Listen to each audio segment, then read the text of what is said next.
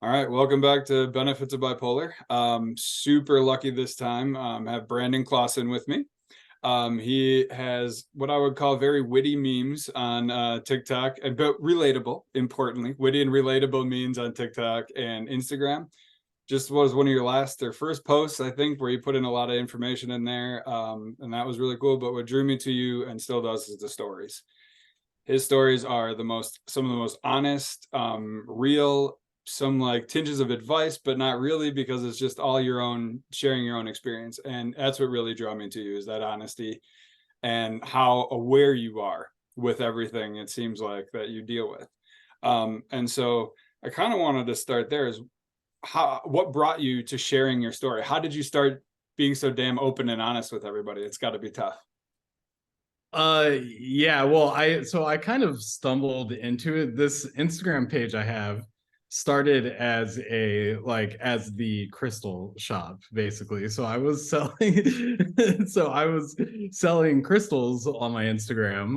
No, And wait, because we gotta use this as a teaser so people keep watching. We're gonna get to the full story, but I yeah, like yeah, I'm not gonna go too far into keep the going, crypto keep going, right keep going. Yeah, yeah. now. But I stopped doing that after I went to the hospital, because at that time when I had the shop open, that was my first major manic episode, and I went into psychosis and went to the hospital, and I came out and honestly think they let me out too fast, and I was like still manic a little Okay, bit. So okay. yeah, it was not the greatest experience, but right away I posted on this Instagram like, hey, I got out of the hospital, I'm bipolar, like, and basically announced it like right away. And Hard to put that genie back in the bottle. yeah, and but from that moment like forward, I kind of just wrote in my stories about like what was happening, and everyone had followed because they were interested in crystals. But weirdly there was this intersection of a lot of people dealing with mental illness too. And so I started back then, and I kind of went like in and out of it, based on different things that were happening in my life. We got really focused on it probably early this year, like in January. Okay. So I don't know exactly. Like I said, I kind of just stumbled Organically. to it. Yeah. Yeah, and And I've gotten a almost lot. literally. Yeah, I But know exactly, and just gotten a lot of great feedback. So it's been a fun process. yeah, I mean, and I think we mentioned that before, it's almost, it's not addicting to the, but kind of the, just how many people reach out and you actually feel that sense of community. You said, how long ago was it you met your first person with bipolar, and where did you meet them? Oh yeah, just in the past couple months, and it was on Instagram. Yeah, the first person I met in real life with bipolar. There you go. And I used to be so embarrassed by my Instagram. I was like, I tell everybody, it's like, no, that's my community, and it's fine, and it works great. Uh, Yeah, so was that how you were diagnosed then? yeah, it was at the hospital that they told me I had bipolar type 1. And since then I've gotten the like diagnosis confirmed by like another psychiatrist too, just because there was a lot that led up to it and stuff. So I was like everyone does, I was like questioning. I was like, was Mhm. this really what it is, or was it some kind of like drug induced or stress Mhm. induced? Even I was grabbing Sure. for anything. But yeah, so I got diagnosed at the hospital, and then like I said, followed up with psychiatrists after I left too, and so it's been confirmed I am definitely bipolar. It's good to have. Yeah. I mean, to know. I'm not saying good at, it's good to have that confirmation. Yeah. Yeah, it was nice because I think, like I said, I think it's common for people to question it because it's just a disorienting thing to learn about yourself. So I've heard so much people, and especially when you're maybe getting in a more hypomanic or manic mood, that you're like, wait, am I really bipolar? Or it's just like across the board, I think everyone goes through that at some point. So pretty funny. Absolutely. Yeah. Fortunately for me, for whatever reason, the medicine, I was like, I'm taking it. it makes me not suicidal. So or as I should say, as often at Yeah. the time. And so for me, it was just like, and then the other nice thing is I forgot to take it once or twice and the symptoms came back by the next afternoon. So I have no question. Yeah. No, yeah, it's pretty pretty telling, right? It's like Yeah. the next afternoon, I'm sweating through my clothes and shaking. It's like, Yeah, that makes sense. I was also just very excited to take my meds in the mood I was on in the hospital. Like I learned that I was bipolar, and I was like, so like in my mind, I'm like, this explains everything. And so I just became like really obsessed with like learning more about it. And like I said, I was still in this like up mood. So definitely almost became like hyper fixated on it. So I didn't go the route of like, I don't want to take my meds. I went this other weird route of I'm obsessed with learning about bipolar and stuff like that's that. awesome. I don't Yeah. know. I wonder, yeah, I went the opposite way. So I applaud you for that. I spent the first 18 months pretending I just needed to take medication. That was all I had to do, and I was good. Didn't work. Didn't work. Yeah. So so I guess my question then is, I was diagnosed late. Being diagnosed a little bit later in life, was life super chaotic before that, or was it a quick onset? What did that kind of look like leading up to that, if you don't mind? Yeah, I mean, yes, very chaotic. From as long as I can remember, my entire adulthood. Just a lot of like self-medicating and just not great relationships, and typically what you would think of in a chaotic environment. From the age of like 16 to 28 when I got diagnosed. And so it was basically, yeah, complete chaos. And like I think I was depressed most of the time, um with like bursts of like hypomania. I don't think I was Mhm. ever manic before this first big episode, as far as I can tell. But I really do think I was depressed almost 90% of the year, and then had these bursts where I would wake up at 4 in the morning and be so Yeah, excited about everything. And it's just very indicative, looking back, that that's what was happening. it's very familiar. Yeah. Sounds very familiar. So for me, or I guess I'll just ask you, were those moments, so, sounds so, like I said, so it sounds like me, 90%, 80%, I was just always depressed. But those hypomanic in times for me fooled me. And those were the times I think I was getting better. Do you think that that's a bigger cause of why it was delayed? Were those hints of feeling better and maybe feeling like you weren't so, however you want to put it? For me, I was miserable. Yeah, I think it's like partly that, and like I just felt like I was doing something wrong because I was able to get in those moods. So I'm like, why can't I do that all the time? Like there's something, I am definitely doing something wrong, right? So it's partly that, and partly I weirdly thought I was a big proponent of like mental health, and as far as I knew what it was at that time, but I knew nothing about it. And as chaotic and unstable as my life is, I never questioned like that something like that was actually going on for some reason. Never popped in my mind. I'm not surprised. Yeah. Yeah. My dad and I were talking about that recently. Is he said, "Well, you knew how terrible it was, how chaotic it was." I mean, I was like, "No." I said, "I didn't know that other people didn't experience anxiety or suicidal thoughts or crushing depression. Yeah. I just thought they handled it better." Yeah. I mean, was that? I mean, I guess that's what you're saying about you as well, and that's what it felt like, and you just kind of put it on that pressure on yourself to get better. Yeah, that's what I mentioned this in like my stories recently too, is that I thought that everyone was just overcoming these things every single day that I wasn't able to overcome, basically. So like everyone feels exactly how I feel. They're just like powering through it, and I'm not. And that's not the case. Yeah. It's simply not the case, and the best we can realize, I'm terrible at that too, but the more we can realize that. So, but you used the phrase. What was it? Because I really liked it and kind of explained what you meant by it, if you don't mind. With The the moving the goalpost. goalposts, the Oh goalposts. yeah, yeah. Kind of No, explain that like because I think that's valuable for people, because we need to keep perspective of what I always like to say setting our own expectations or managing our own expectations. Yeah. And expect to get through life as comfortably and as simply, or I'm not judging, but as somebody who might be neurotypical, we do have some more hurdles, is what I say. But give us your kind of what Yeah. you called it, what you were talking about there. Yeah, I said that you think that everyone has like the same goalposts or they're the same distance or height or whatever, and it's like theoretical goalposts. But and you're just the one missing the goal, and everyone else is getting it, and it's not true. You are like unfortunately like incapacitated in a way that makes the goalposts like much further for you, right?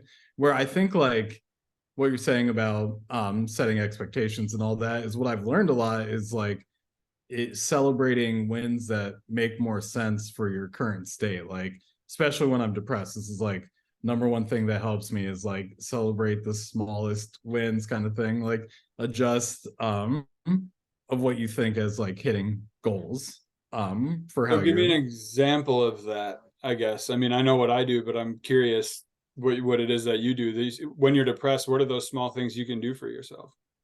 But when I was like super depressed, it would be like sometime this week I'm going to be able to make it through the afternoon without laying in bed. Yeah. Even if it was just like sitting in my living room, that would be like amazing at that time. Also just things even like I'm gonna watch like a TV show tonight instead of just because when I get like super depressed, I am not even like ingesting like media at that point. Like I'm Yeah. so distant from everything. So it would I be like to small. call it apathy. Sorry to cut you off, but for me, it's this very, very strong feeling of apathy. There Yeah. is nothing I care about. Yeah. And like the word my therapist gave me that I love too is anhedonia, where you just like Yeah, feel yeah. like you care about nothing basically, or you can't get excited about anything. Mhm. So yeah, that's basically just like what would seem like super easy things are things that I was like, if I can do this today, like I'm killing it, basically.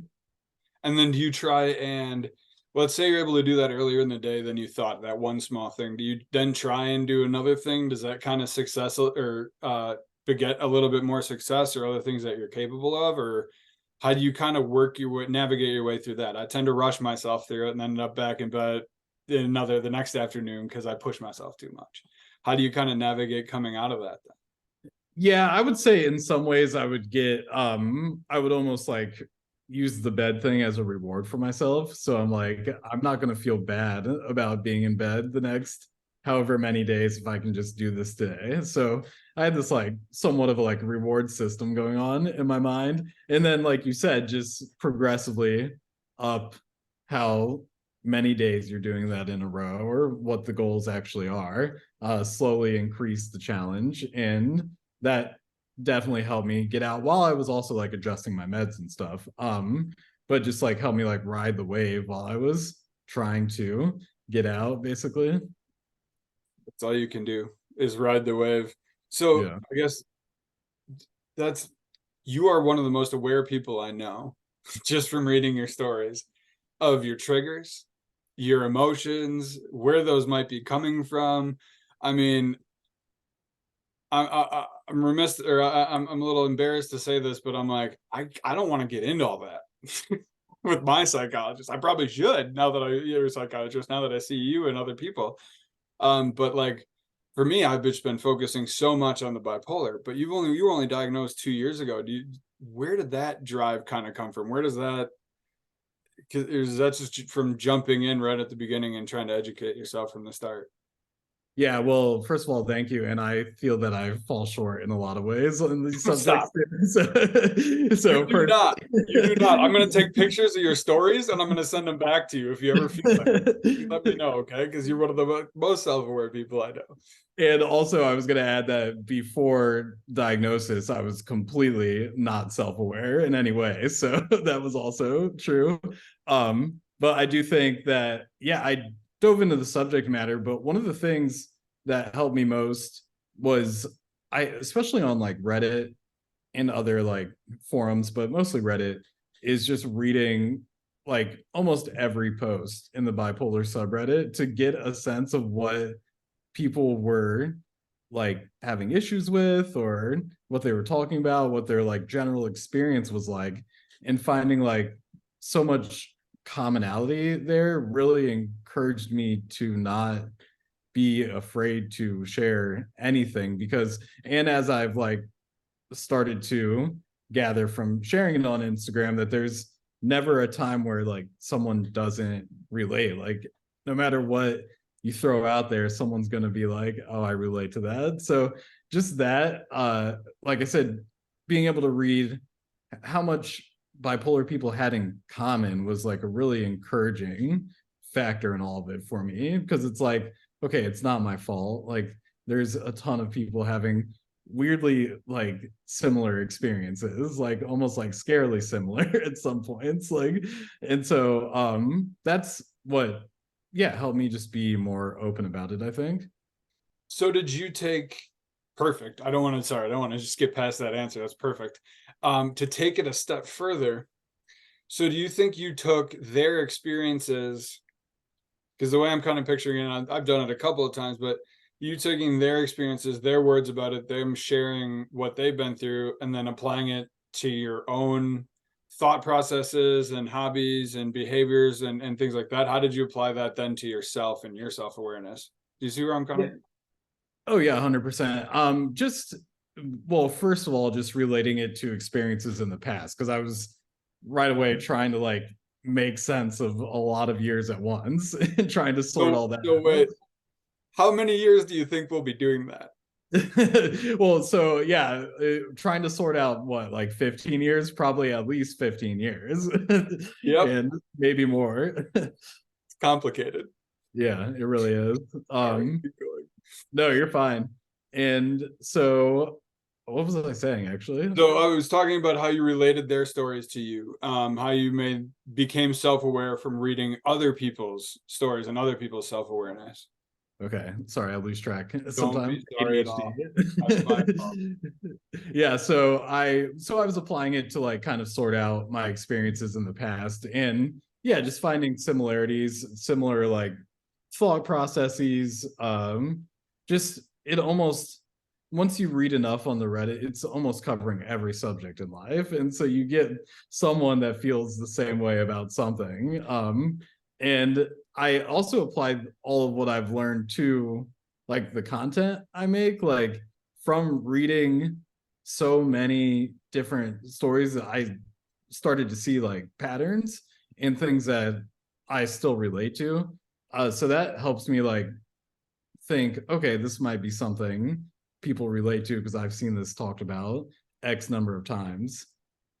So that's what helps give me a better sense of what like maybe is like a wider feeling in like the bipolar community, I guess. Interesting. Sometimes I miss the mark, but So you what? sometimes I miss the mark, like it's totally off. But like on TikTok, I'm gonna take your back there. Wouldn't say missing the mark, because I mean, especially if it's something that you related to, that even if there's a handful of the however many thousand people that's that matters. You know. yeah, yeah, no, and not, yeah, not even in a negative way, but just like, I guess I'm just saying that there's still a lot of differences in there in the community. It's not like, which I think people think sometimes, is like every single bipolar person is like cookie cutter the same. So maybe not miss the mark, but throw something out there where people are like, I don't know, Huh? different. Yeah. That's fair. I feel like I've felt so many of those emotions that there's like a little tinge on like the manic, or like because I diagnosed with bipolar too. But I guess let's get into this topic next. You said you were diagnosed with bipolar 1. Is that correct? Yes. Yes. Yes. So, but before that, you said so it, I mean, what am I trying to say? Sorry. So you've had one manic experience, like full manic experience in your life to this point?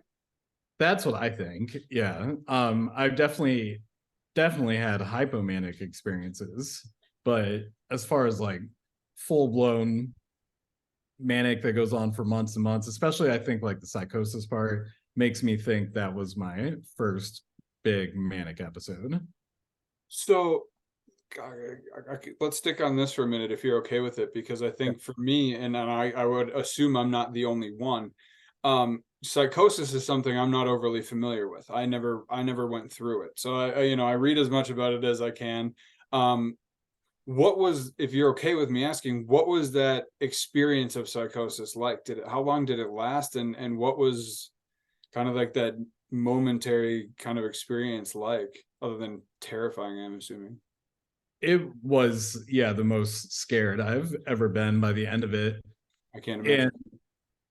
the so part of it is it's kind of hard to remember parts of it, which I think is common in psychosis. So I remember big, generally concepts that were going on. I didn't have a lot of like auditory hallucinations. I don't think I had any. Maybe like a few visual, which I can explain in a second, but nothing big. Mine was just this paranoia and like basically creating conspiracy theories. So like it'd be called delusions Yeah. of of specifically my family being involved in some really overblown international crime situation that I had completely invented in my mind. And also like made my like family very aware that I felt this way, which is really tough to come back from because people don't have like a lot of awareness, right, of psychosis, like we Yeah. always talk Oh about. yeah. And so my parents like rightfully were just like, I think even just like, where did this come from? And is it going to happen again? So it was scary for everyone, but I would say it lasted about at least 3 weeks where I was super paranoid. And by the end of that, I was holed up in my apartment. I had a knife on the kitchen counter, and I was just convinced that like people were coming to get me, part of this international crime ring I had invented. And I would see people like if I left my apartment, which was barely happening, like sitting out by the pool in my apartment and be like, that's a spy, like coming for me, basically. So just like really heavy delusions. Hmm. And yeah, by the my dad and my brother came to get me finally because they obviously could tell something really weird was going on. Yeah. When they came, I was afraid to leave my apartment and walk down to the garage. I like made my brother come get me because I was so convinced that in that short walk, like I don't know how many hundreds of feet, but very short, that something bad was going to happen to me. So that's what I was convinced of. Like people are after me and something bad is about to happen. Hmm. Well, thank you, because I had a very, I mean, I somewhat, but I think people often forget about the paranoia aspect and the different. I think a lot of people, myself included, when I hear psychosis, I immediately think hallucinations of some kind, seeing things of some kind, completely having a break with reality. Whereas I don't want to put words in your mouth in any way, but it it sounds like you kind of broke with reality, but also not enough that to an outsider, you think you said it yourself, they would know right away that you were in psychosis. Does that make sense? During parts of it, I was almost convincing to people, like of because my delusions about whatever my family was up to like started out small and grew and grew and grew. So at the beginning, people were like almost like believing me because why wouldn't they at least somewhat believe what I'm saying or think I'm coming from a genuine place because I've Yeah. never been going through psychosis before. So no one's gonna like Sure. guess that's what's going on when it's really minor stuff. And I would say, as far as like hallucinations go, there were visual in the sense that I was finding evidence online to support what I was thinking. And and I took screenshots of all of it. And then afterwards went back and was like, this doesn't say anything that I thought it said. Like Okay. nowhere close to what I thought it said, which would be some kind of visual hallucination, I guess, like technically. Yeah, or at minimum, your brain not processing it. I mean, I guess that, maybe that's what a hallucination technically is. But yeah, I mean, it's Yeah. obviously your brain not receiving information in one way and putting it out the correct way. It's doing some kind of swirly around or a loop de loop in there somewhere. Yeah, 100%. Yeah, and I'm again like this would be the portion of bipolar that I feel least educated on. Psychosis is such a complex subject, and I actually follow a few people that really talk about it really deeply, and it's super interesting. So Do you know their tags? I mean, I'm happy to put them in here afterwards so people can go follow them. the one I know for sure is Psychosis Positivity, Okay. Okay. and they're super cool and give very like tons of information, which is really helpful. Good. And that's what we want to provide because again, thank you for sharing that because I think it is so undercovered. I Yeah, don't think, understandably, and that's why I keep thinking you. It's extremely vulnerable to share that about yourself. I mean, because not many people I think want to share it, yeah. but it's so necessary. I mean, because I didn't know that, and where I wanted to take this is for me. I feel like people get very hung up on the bipolar one, bipolar two, in that line, and I think I'm not going to say creates a divide, but I think it's such a people want a clear answer.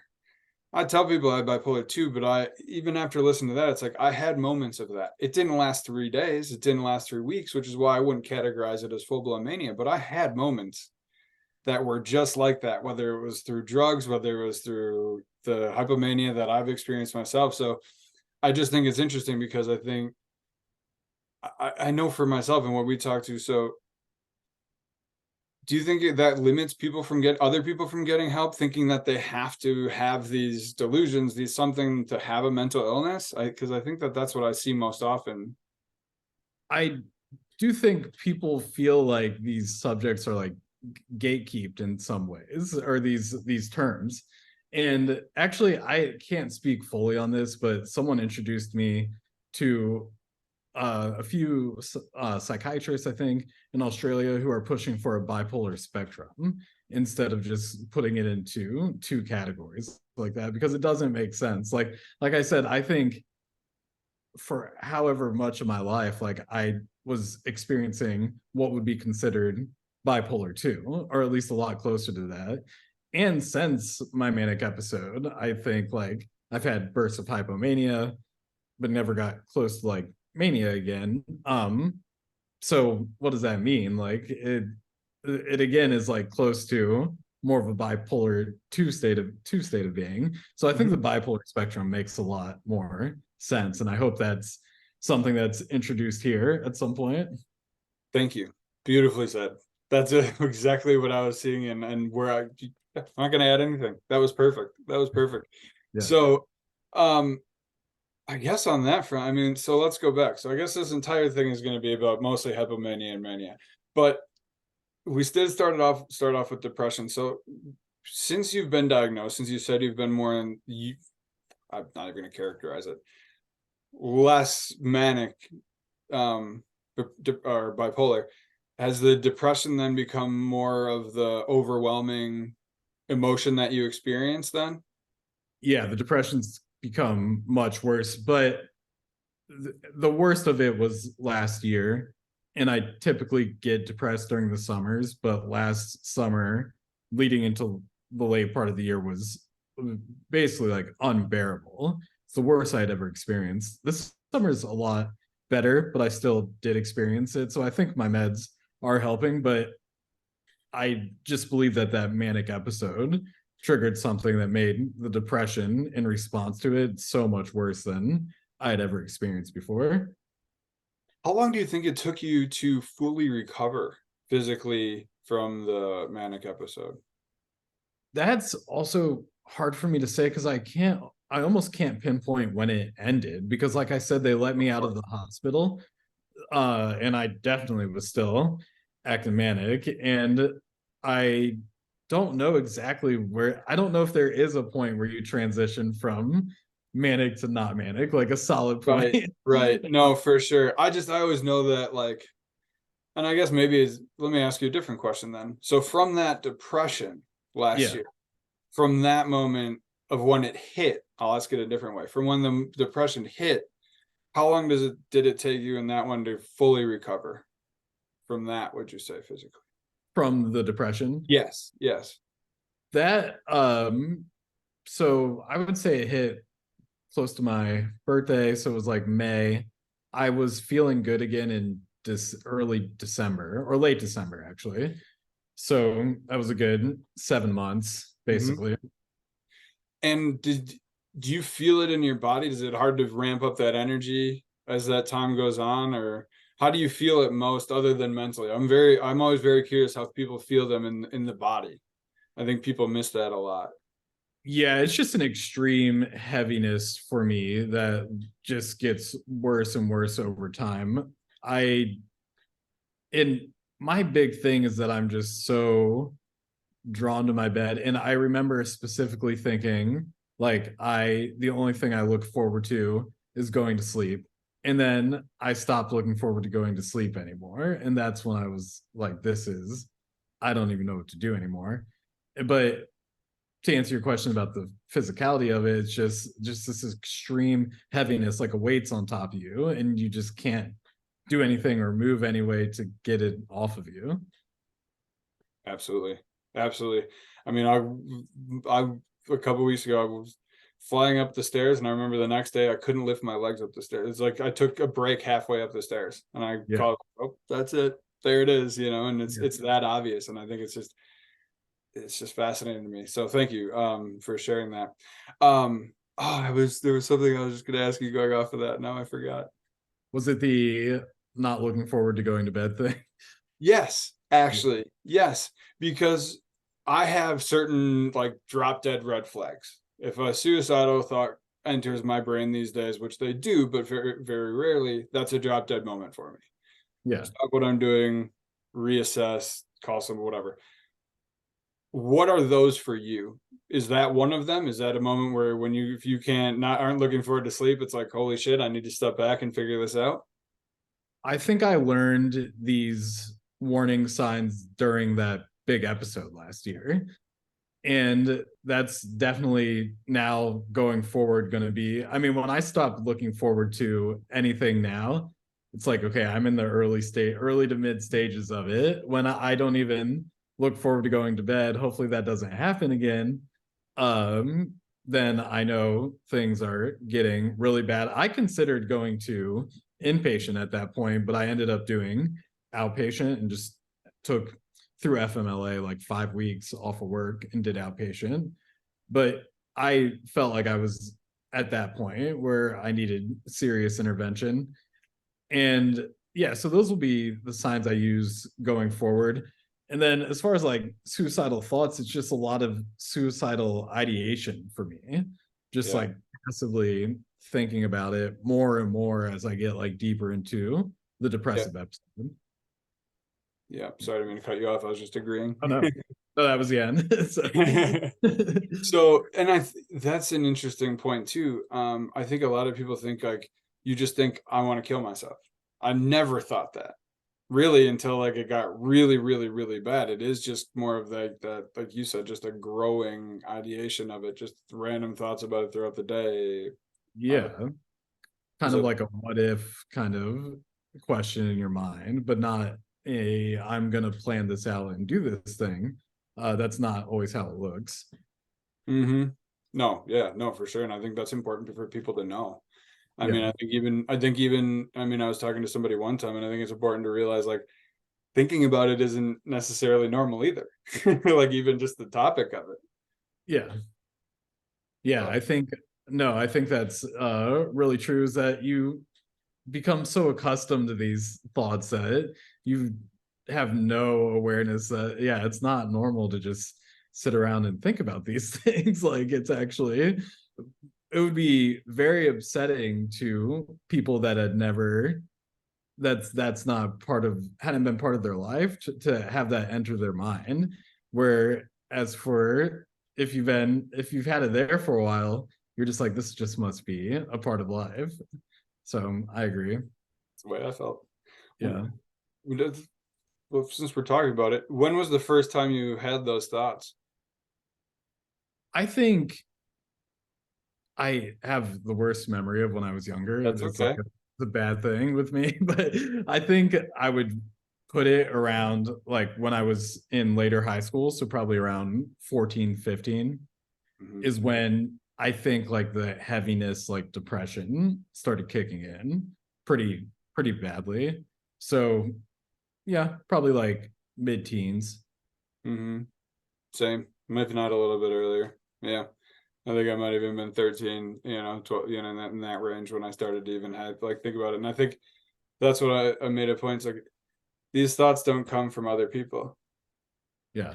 Can you attest to that? I mean, they come from Yeah, no, I don't know exactly where they come from, but they come from the like whatever the mental illness or neurodivergency is, I think. And yeah, no, nothing specifically in my life.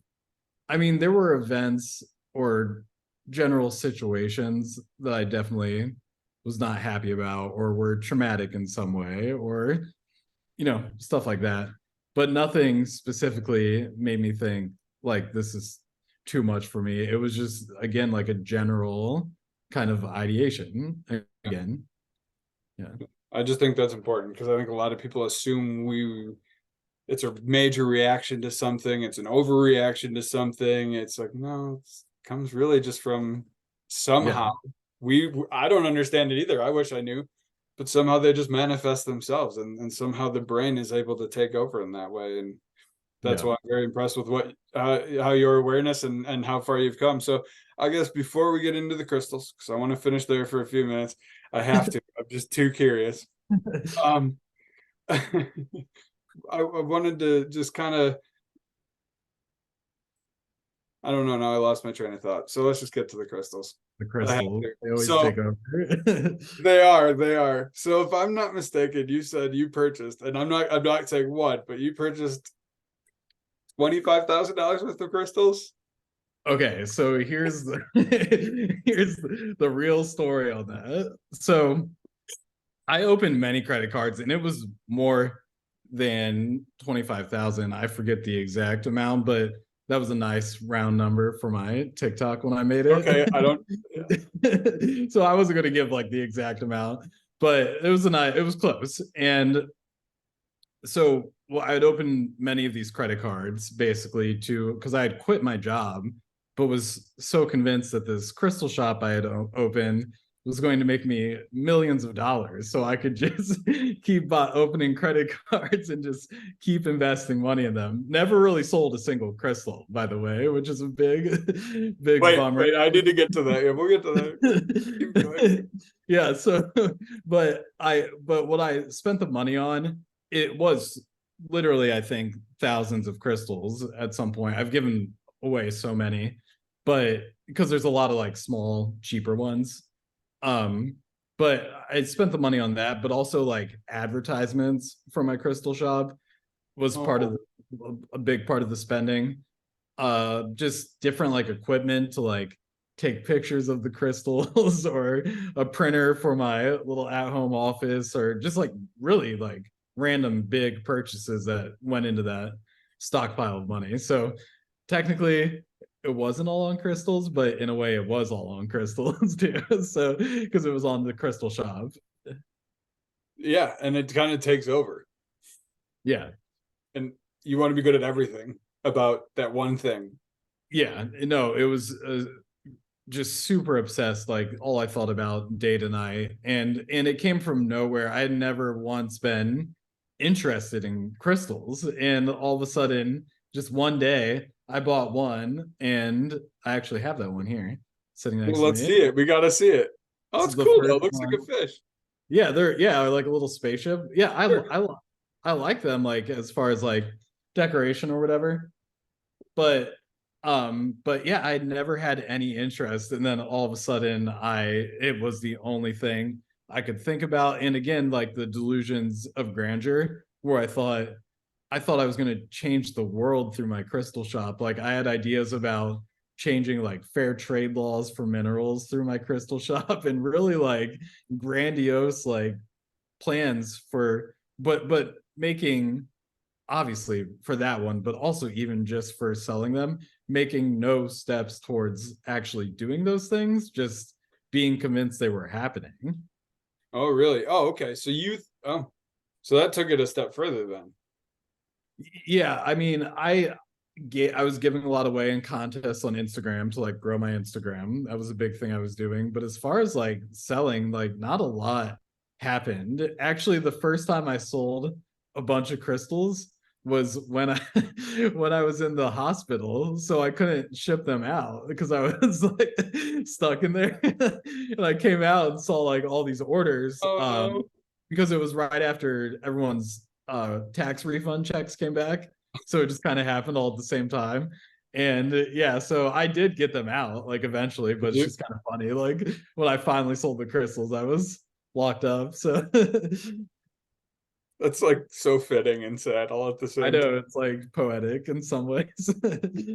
So were you able to recoup any of it? Were you able to get rid of any of the crystals after that? Or were you just like, I'm over it, I'm done with the crystals. This was a thing if for because there's for some things for me, it's like I'll take the loss. I just have to be done with it now. It's too dangerous for me to even go back into it. Yeah, I think just selling them really wasn't for me. I tried through like Instagram lives and through a shop, and I did it for a while, made very little of the money back, but it just wasn't my thing. And so like I said, I still have them around. It's not like I hide them away and like I can't see these things ever again. I even like I'm wearing like a necklace I bought then with Oh, a really? crystal on it. Yeah. And so and I like that stuff because it just like kind of like it reminds me of a lot of different things when I have the Yeah. necklace on her, like one of the crystal bracelets I bought back then. It just reminds me of those events, which I don't mind thinking about, but also like all the change since then. So so the crystals represent something nice in my mind, not something absolutely terrible, which they could That's very easily. amazing. Yeah, that's kind of how I see it. So yeah, I didn't make a ton of that money back and still have hundreds of crystals sitting around, but most of them are in cabinets. I they're actually like put away nicely. They're not scrambled all around my apartment like they were while I was manic. So if anybody needs crystals, reach out to Yeah. @bipolar gay guy on Instagram or TikTok. But I won't actually sell them to you because it's too much work, but I might give more away at some point. It is a lot of work. I highly respect people that have at home businesses because it's so much work too. Just get all that together and sell them and get them shipped out. It was too much for me.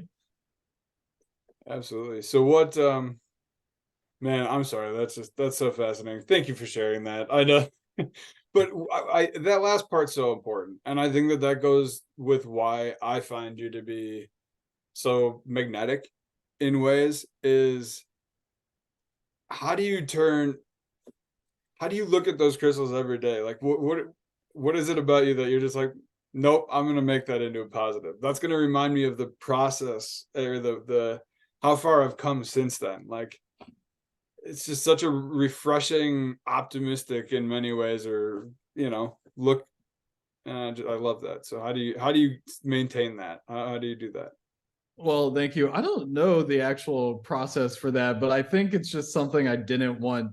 I didn't want to have to cut something completely off from my life, or even like I'm not super into crystals, but even like punish myself in some way for what happened. Like you can never look at these again. So I it and a big part of it is that whole experience is what led to my diagnosis, is what led to my entire life changing.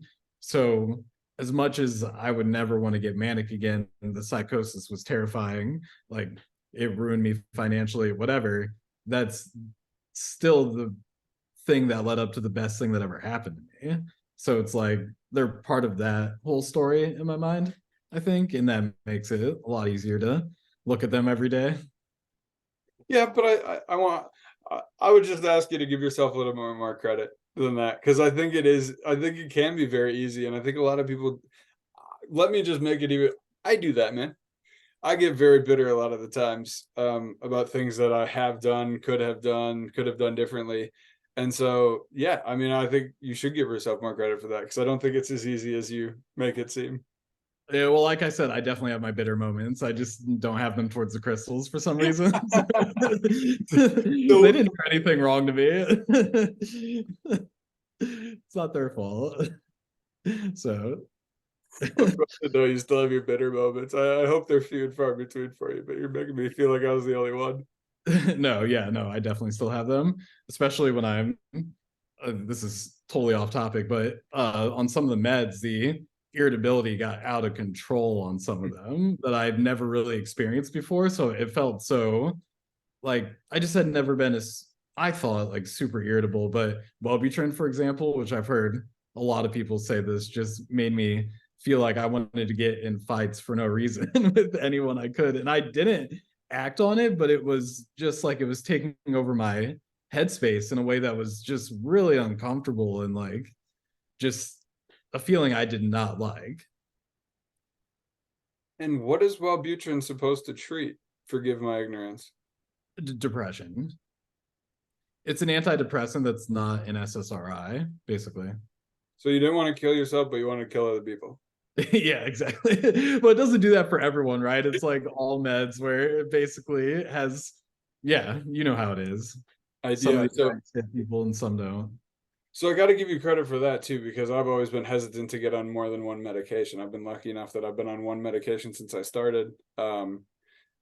It does pretty well for me. You know, I watch your stories though, and I wonder if I should be doing more. In all honesty, um, how how do you go about feeling comfortable changing your meds up and so often? How, like, do you, what's your relationship with your psychiatrist like? I just assume that you two just have to be so tight to be able to do that. It's I just trust her so much. In some ways, she has like a distrust of the pharmaceutical companies that she's made very clear. And that right away makes me feel like, okay, I'm in good hands. Like where she's like, I don't know if we can really trust these tests. They came, or sorry, studies, they came directly from the pharmaceutical company. And it's like, thank you. Like that's very nice to hear. And she's also had a really her thing is having a holistic approach to psychiatry. So she's got me hooked up with like a dietitian. She was part of that. She got me my ADHD diagnosis by getting me in with a psychologist that did this very long, like 8 hour testing marathon on me. And so Wow. she's like just done a lot that's made me take a lot of steps forward and introduced me to a lot more concepts than just my medicine.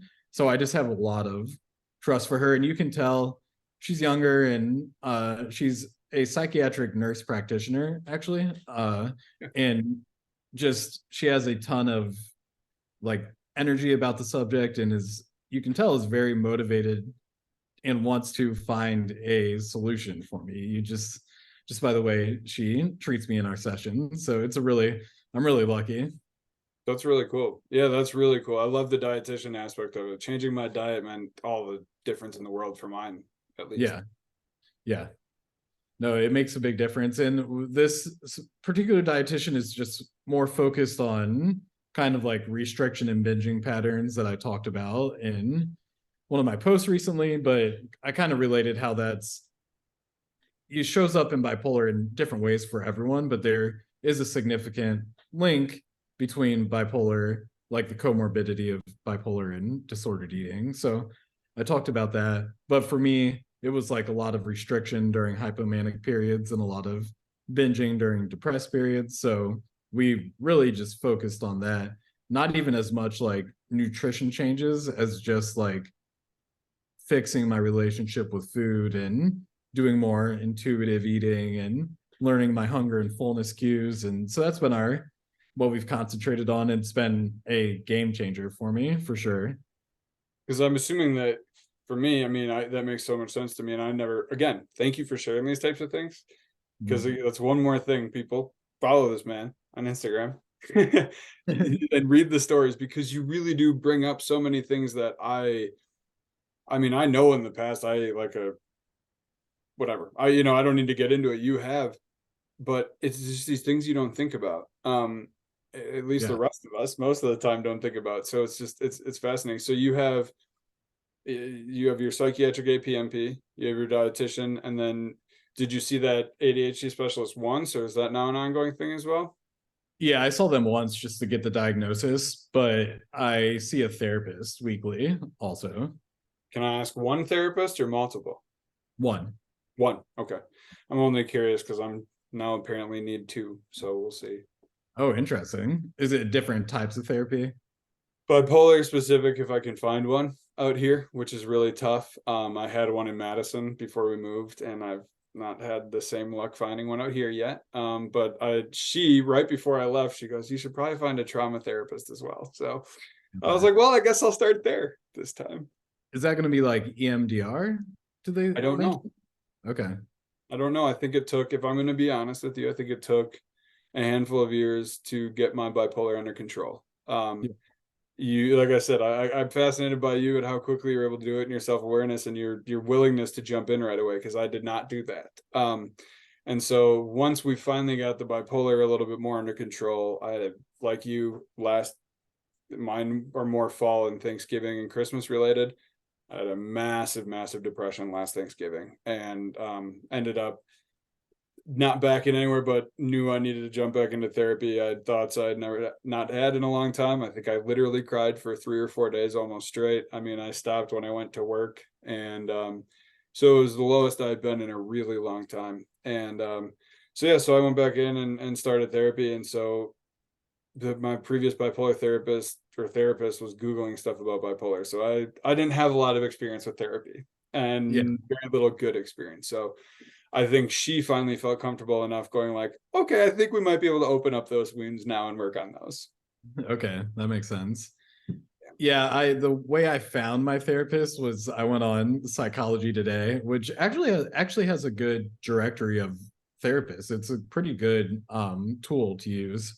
And I just searched for bipolar, and she was like one of very few people that had it in her profile. So that's how I decided. And I find out that she does specialize in mood disorders, so it worked out really well. And again, I feel like I got very lucky because that was the first therapist since I was really young that I've had, and have liked her and been with her for over a year now. That's invaluable. Yeah, it really is. Yeah, it's definitely a another game changer. Just and all it is it's just talk therapy. So a lot of it is just me and my what I call rambling the whole time about whatever is on my mind. But something and just getting her feedback on it has been like life changing in ways for my social anxiety. That's been a huge one, and just like general thinking patterns, negative self talk, just being down on myself in general. That's again, she's helped me so much. So yeah, I'm very lucky. It's just a reframing of our brains, because we're Yeah. so, our brains are so used to going to that one either negative thought process or the wrong impulsive thought process or whatever. And somehow we have to retrain our brains, which is really truly what it is, to not go into those ways. So I don't know. I'm with you. I love that you have multiple levels of support. I'm getting into that now and realizing the benefits of it. Yeah, it's nice. And they work together too, so they communicate like just by email almost after every appointment. And that's been helpful too, because there's literally stuff I forget to say in my Mhm. session. So it's just nice to have the whole team working together. It's just, I don't know, has made things really nice. It gives you a buffer, Yeah. right? It's like, okay, I can go a little off kilter here, but they're gonna guide Yeah. rail. Yeah, where I don't have to like panic if like things are going a little a little haywire, right? And But I that's think huge, right? yeah, and I think even if I was getting full-blown manic again, we've created this whole plan that we have in place together. And so again, it's just I still am like terrified of getting manic again in some ways, but less terrified knowing I have this core support system with mental health professionals. That's awesome. Do you have family involved in that too, or friends, or? Yeah, so they'll basically, if the therapist thinks I'm manic and like I'm not like complying, basically she will let a friend in Austin know and then let my family know. So she has permission to call them. and I think the psychiatrist does too, but also they would be working together right away if something like that was happening. It's just treat it as an emergency. But if it doesn't, if I'm not, going totally against it and saying I'm not manic and refusing to like stop showing up to my appointments or something, if I'm not doing anything like that, then we kind of have a plan in place, like which hospital would I go to if it came to that? Which emergency room would I go to if I couldn't get into a hospital right away? So just little things like that that take a lot of the guesswork out when you're in the moment, because it's obviously a very just chaotic moment, and to have to make all those decisions during that, especially with the state of mind you're in, is super hard. So I feel better too, just like I got to go look at reviews of the hospitals around here and actually like, oh, that one actually sounds Yeah. pretty nice. So that's made a big difference.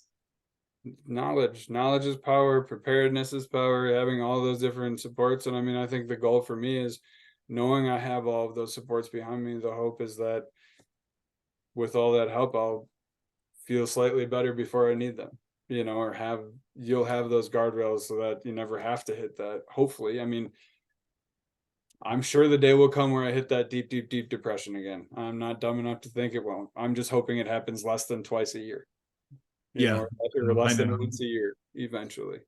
Yeah, I feel that. It's like just that things get progressively better, but you can't bet on these things never happening again. Obviously, just based on other people's accounts that have been going through it longer, you're like, okay, it doesn't go away at any point, unfortunately.